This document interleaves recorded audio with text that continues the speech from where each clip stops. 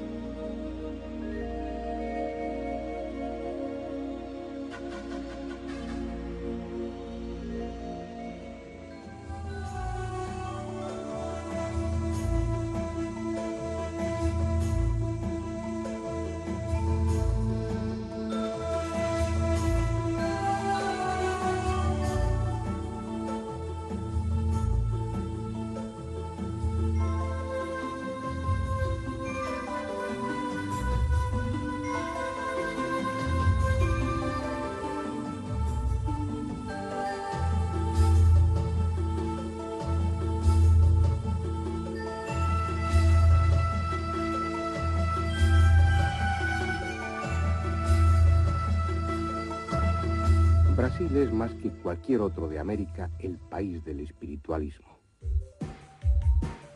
Aunque parezca una paradoja, esta tierra sensual, exuberante en toda manifestación de vida, es al mismo tiempo la tierra donde más estrechamente conviven los vivos y los muertos.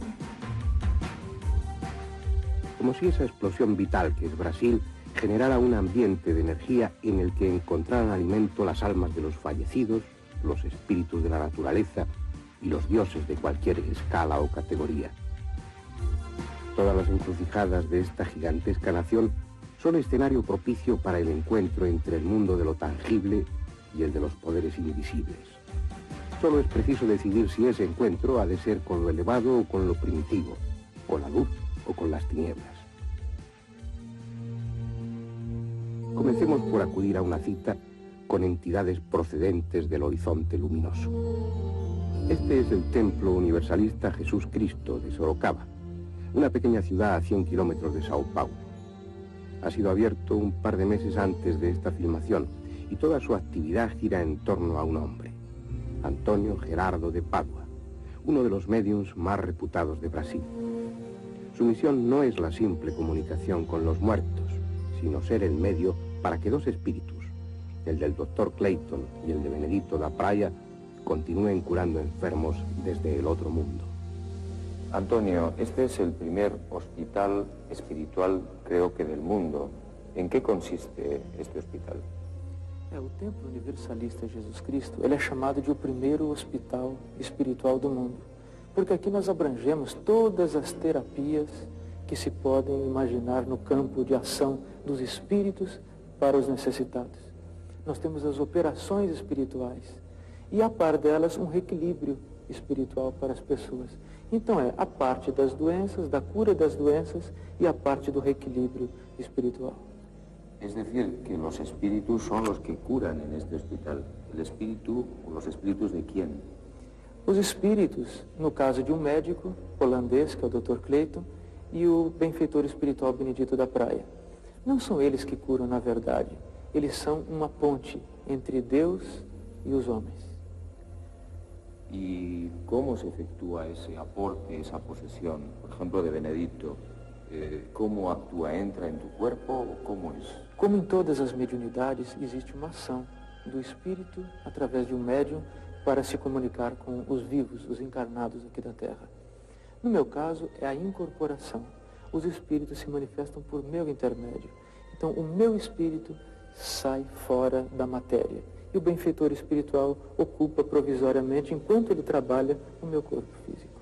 O sea, el espíritu de Benedito ocupa tu cuerpo, tú entras en trance y entonces Benedito cura. ¿Qué clase de operaciones o qué curaciones? Enquanto o Dr. Clayton, que é o médico holandês, é cirurgião geral, sempre a nível espiritual, porque o Dr. Clayton não corta o corpo. Ele desmaterializa aquele mal que tem ali dentro. O Benedito da Praia, ele faz o mesmo estilo de operação, mas a nível da ortopedia. Coluna, hérnia de disco, joelho, ele cuida dessa parte. Ortopedia también hacéis vosotros. ¿Qué otro tipo de operaciones se hacen aquí? Aqui nós tratamos somente da parte de ortopedia, porque o seu Benedito da Praia trabalha aqui no templo. Já o Dr. Clayton trabalha aqui perto, em Sorocaba mesmo, no sítio Santa Helena. Ele gosta de trabalhar num bosque, numa parte onde existe muita árvore, muita brisa, muita natureza. É lá que ele faz as operações. ¿Quién era Benedito? ¿Fue un brasileño? ¿Quién fue? Benedito da Praia foi um brasileiro, encarnado aqui no Brasil, no estado da Paraíba, lá no Nordeste. E naquela época ele era um curador capacitado e exímio conhecedor das ervas, dos processos de cura. Uma vez ele voltando ao mundo espiritual, por amor, por caridade, hoje ele volta à Terra por meu intermédio para dar auxílio a quantos busque. Cuando Benedito, el espíritu de Benedito penetra en tu cuerpo, ¿tú qué experimentas? ¿Qué sensación tienes? ¿Qué sientes? A experiência mais maravilhosa que o ser humano pode imaginar. Porque eu, uma vez saindo fora do corpo, eu vislumbro todo o mundo espiritual. Eu vejo o mundo físico e o mundo extrafísico. Essa é uma experiência em que todo ser humano deveria pedir a Deus para um dia passar. Porque ele conhece o mundo espiritual, ele fica conhecendo o mundo espiritual. E o mundo espiritual é uma realidade e uma maravilha de Deus. Vamos a ser testigos de una ceremonia en la que el médium Antonio Gerardo de Padua cederá su cuerpo al espíritu de Benedito da Praia, el curandero umbandista muerto hace 50 años. Y es por él por quien el templo se viste con los atributos de la Umbanda, una de las religiones afroamericanas de Brasil. Esa fue la religión del curandero en este mundo. Y ahora, en sus visitas desde el plano espiritual, gusta del mismo ambiente en que curaba cuando estaba vivo. Vestidos de blanco, como corresponde a oficiantes de Umbanda, y caminando al ritmo de los atabales, entran los ayudantes, los medios auxiliares. Algunos también caerán en trance durante la ceremonia y a través de ellos actuarán otros espíritus para curar a los enfermos que aguardan expectantes en los bancos de esta especie de iglesia.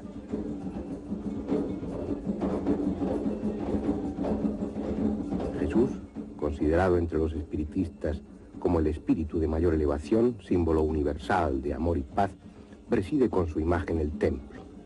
Y no es una paradoja que junto a él vibren los atabales de la Umbanda, porque el espiritismo integra cualquier mensaje de cualquier religión, siempre que esté dictado por el amor y el progreso espiritual. Después de los rezos iniciales, Antonio Gerardo se concentrará unos instantes. Va a dejar su sitio a Benedito da Praia. Va a prestar su cuerpo para que el espíritu del sanador umbandista ayude a los enfermos como lo hacía cuando estaba vivo.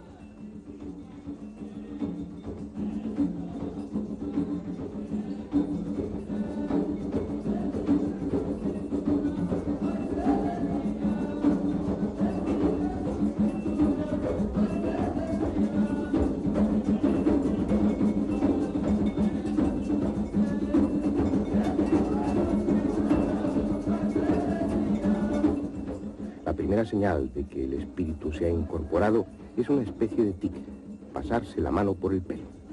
Sea la incorporación del espíritu de Benedicto, o sea un mecanismo puramente psíquico sin intervención de lo trascendente, lo cierto es que a partir de ese momento la personalidad del médium cambió en apariencia. Su nueva forma de hablar y de comportarse fue identificada inmediatamente por los asistentes como las de Benedito da Praia. Los ayudantes van saludando con muestras de cariño y respeto al recién llegado, quien por su parte parece sentirse como en su propia casa, lo que en muchos sentidos es cierto.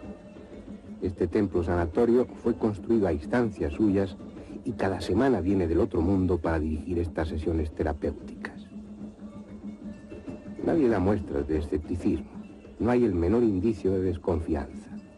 Todos dan por seguro que el que ahora está entre ellos no es ya Antonio Gerardo, el médium, sino Benedito da Praia, muerto hace medio siglo.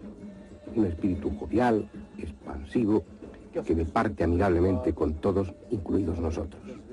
Certa exposição a raio-x, chapas.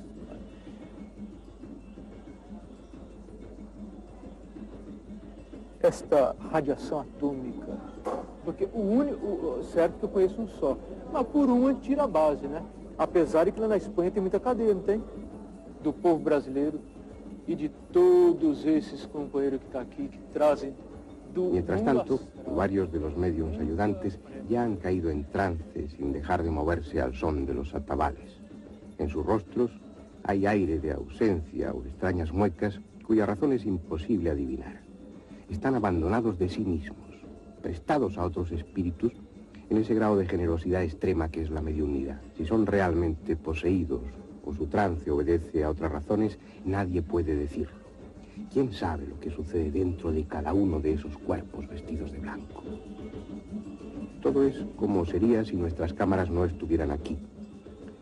Y es así porque nada les importa lo que pensemos o lo que ustedes puedan creer. Ninguno de ellos cobra por su trabajo. La construcción y el mantenimiento del templo solo dependen de la familia del médium. A nadie le está prohibida la entrada y a nadie se cobra por participar en estas sesiones. Pero los enfermos no vienen porque se trate de un servicio gratuito. Muchos han llegado desde puntos lejanos del Brasil, incluso de otros países, y lo hacen atraídos por la fama de Benedito da Praia, por las extraordinarias curaciones de las que han oído hablar.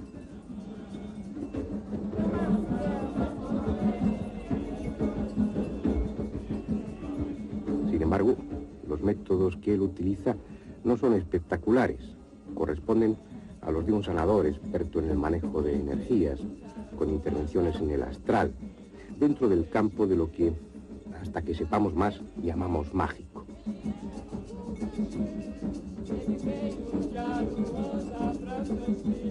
Si acaso, ventosas, masajes locales, infusiones, pero sobre todo la imposición de manos, los pases, las descargas. Nada comprensible para los que observamos sin otros datos que lo que está al alcance de la vista, y que no obstante debe funcionar. porque muchos de estos pacientes ya han venido otras veces y lo siguen haciendo tras experimentar una ostensible mejoría en enfermedades que llevaban años arrastrando sin alivio, hasta que se pusieron en manos de Benedito da Praia, el curandero muerto, que cada semana vuelve al mundo material para seguir curando. Algo que, si es cierto, resulta extraordinario. No todos los días se tiene la oportunidad de conversar con un espíritu. ¿Es Benedito da Praia? Sim, senhor. ¿Quién es Benedito da Praia? Olha, eu vou responder aqui para o João. Ele está me perguntando quem é Brígido da Praia. Brígido da Praia sou eu, um trabalhador já desencarnado, em nome de Deus, em nome de Jesus Cristo, venho na Terra com Geraldo, que é o meu médium. ¿Estás desencarnado? Eu estou desencarnado porque eu não estou na Terra mais, né? Desencarnado, Pero- que já... Quer dizer Não, que já passei para a vida espiritual. ¿Y qué hacías cuando vivías en la Tierra? Eu morava no estado da Paraíba, no nordeste do Brasil, a terra mais linda do planeta atual. A terra mais linda e melhor do Brasil é a Paraíba, que é a minha terra. Ahora que... Eu era lavrador, meu filho, lá eu era lavrador, fazia plantação. Não tinha cidade naquela época. Tinha cidade, mas eu não era da cidade. Eu era do mato, eu era ligado à orla. Então eu pescava, eu plantava, tinha minha família, graças a Deus. E lá, quando completei uma certa idade, desencarnei picado de uma cobra.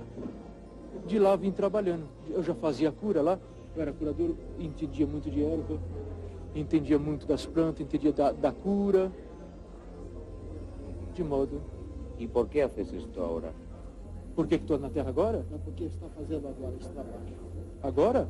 Ah, meu filho, olha, Deus me livre que o senhor desencarne cedo.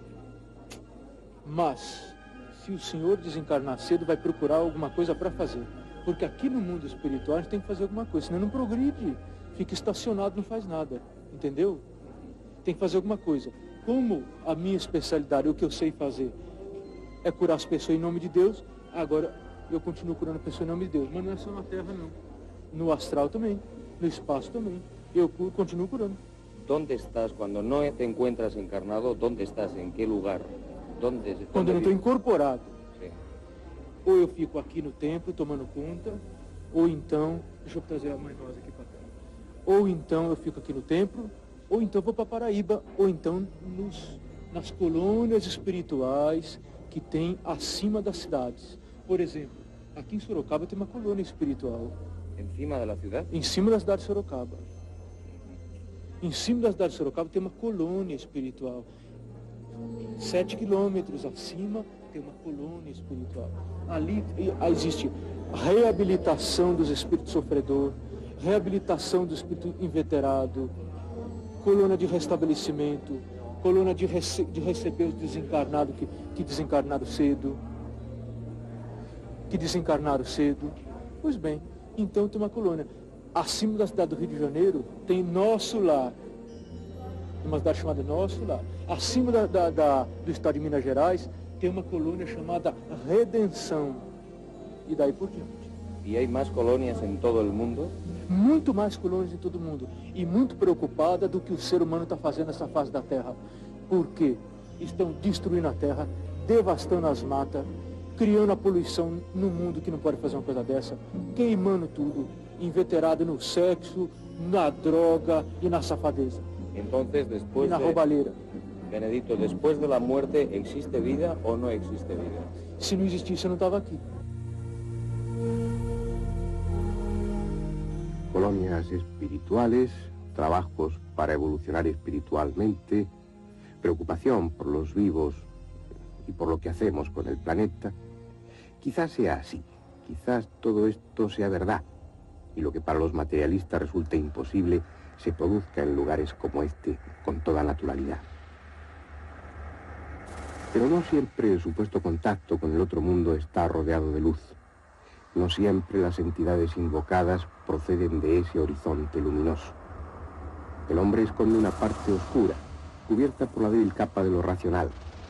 Y cuando se enfrenta a sus sentimientos, cuando la angustia o el deseo le dominan, la frágil barrera se rompe y surge lo mágico que lleva dentro, la necesidad de llegar a acuerdos con potencias de las sombras a las que no ve, pero cuya realidad intuye. Algo que en Brasil es más evidente que en cualquier otro lugar. Cuando los barcos de esclavos trajeron a América su carga humana, en las bodegas, junto a sudaneses y bantúes, venían otros pasajeros invisibles, los viejos dioses africanos, los espíritus temibles o benévolos de las religiones animistas negras que pronto se extendieron por todo el continente, mezclándose con las figuras del panteón católico en un sincretismo que aún perdura. De esas religiones primitivas derivó el catimbó, el xangó, el candomblé, la umbanda, y aquellos espíritus llegados de otro continente se instalaron en Brasil sin perder un ápice de su fuerza. Y ahí siguen, recibiendo las peticiones de sus fieles, acudiendo cada noche a las tapias de cualquier cementerio, atraídos por las ofrendas de aquellos que demandan sus favores. Pero hay otros lugares en los que entrar en contacto con los poderosos orixás.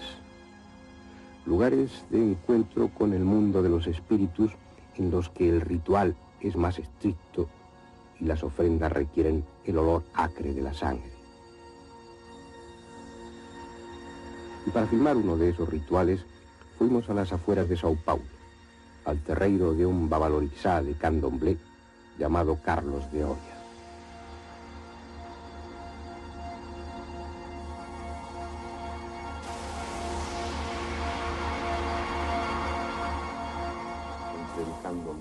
Como muchos de los negros que viven en América, Carlos de Oria no solo no oculta sus raíces africanas, sino que exhibe orgullosamente ropas y adornos que le identifiquen con el continente negro, en el que probablemente nunca ha estado. Él es un babalorixá, un oficiante de candomblé, la más africana de las macumbas brasileñas. Según él, la más fuerte, en la que se movilizan más energías y en la que los sacrificios sangrientos son parte importante. A Umbanda, olha, toda a obrigação, você vai dar uma comida, uma festa a um santo. 7 dias antes, você faz o sacrifício ao escravo daquele santo, porque todo orixá de candomblé carrega um escravo. Então, antes de você fazer qualquer festa, qualquer oferenda a qualquer orixá, você tem que fazer um sacrifício a um Exu, que o Exu esteja correspondendo, que seja escravo daquele santo. Porque senão, se você não fazer a matança, aquele ritual de preceito bonito ao Exu, ele não deixa que o orixá tenha paz, que o orixá passe até o dia da festa a vir receber a oferenda que tem que receber. Contemplados así, desde el espacio amable de la propia casa, todos los elementos incorporados al terreiro, el lugar de encuentro entre hombres y espíritus, parecen simples objetos, ingenuos cachivaches para el decorado de una mala película, pero son fetiches, despertadores de sentimientos, son tan auténticos como la intención de los que creen y viven en esta religión, referencias para la fe de los creyentes, tan merecedoras de consideración como las que puedan encontrarse en un templo de cualquier otra religión. No es una ceremonia amable esta a la que vamos a asistir. El babalorixá ha exigido el sacrificio de un cabrito y 4 gallinas, porque se trata de invocar a Exú, el que abre la puerta al mundo de los espíritus, pero en su advocación más poderosa y más siniestra. Y eso requiere derramamiento de sangre. Una maltratada puerta pintada de rojo cierra el santuario de Exú a las miradas profanas, porque en esta, como en cualquier religión, hay reductos a los que solo el oficiante tiene acceso, como hay secretos que solo el iniciado conoce. Secretos que hoy desvelarán en parte nuestras cámaras. Nada ingrato en esta pequeña caseta de madera estremecida puntualmente por el paso del tren. Puestos a encontrar una figura del panteón católico que sirva para representar la función de Exú, el candomblé no encontró otra mejor que la del propio Satanás andrógino, con pechos femeninos, como el Baphomet de los templarios.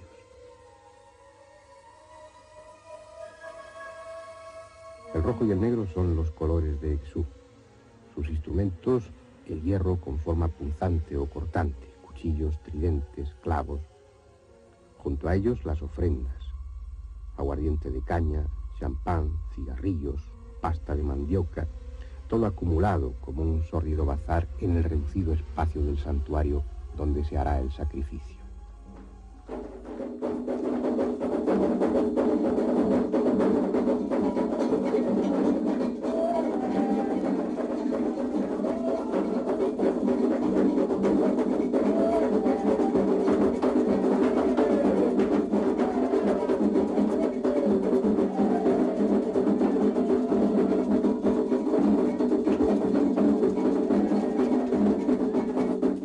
Ya los atabales han iniciado con su seco sonido la ceremonia.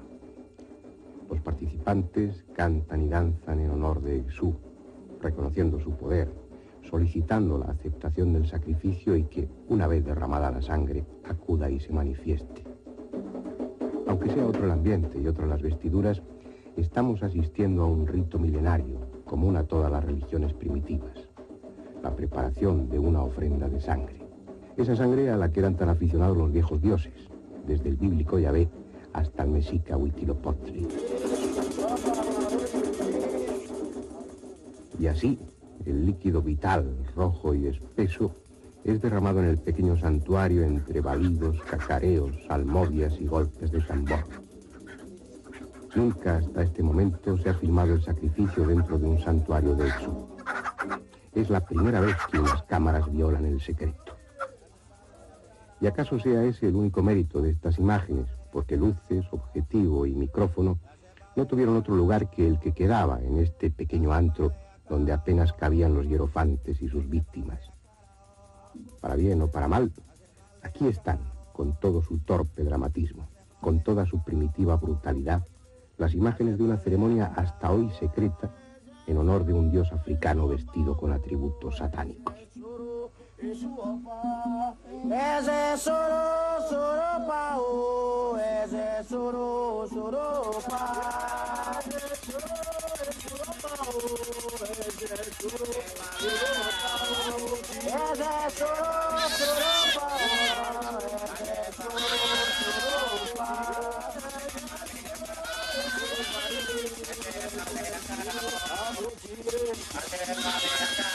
Agoro baile, agoro baile, agoro baile, agoro baile, agoro baile, agoro baile, abotire, abotire, agoro baile, agoro baile, agoro baile,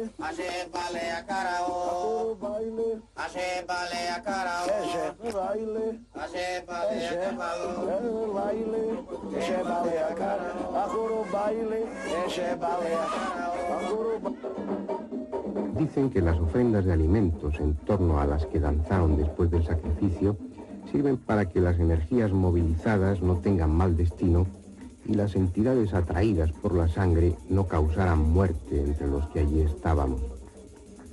Quizás por nuestra ignorancia no dimos demasiado crédito a tan siniestras amenazas, pero lo cierto es que nos sentíamos incómodos y todos los que formamos el equipo estábamos deseando que aquello terminase.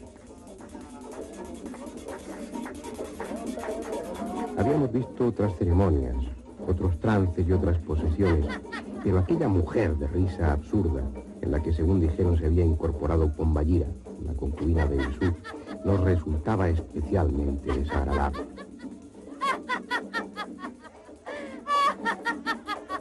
Incluso el propio Valorizá, mitad maestro de ceremonias, mitad sacerdote, se nos antojaba grotesco con su disfraz de guardarropía y el ojo atento al objetivo de la cámara. Y los mismos comparsas, con su aire disciplinado y cansino, nos parecían malos actores representando un papel en el que no creían.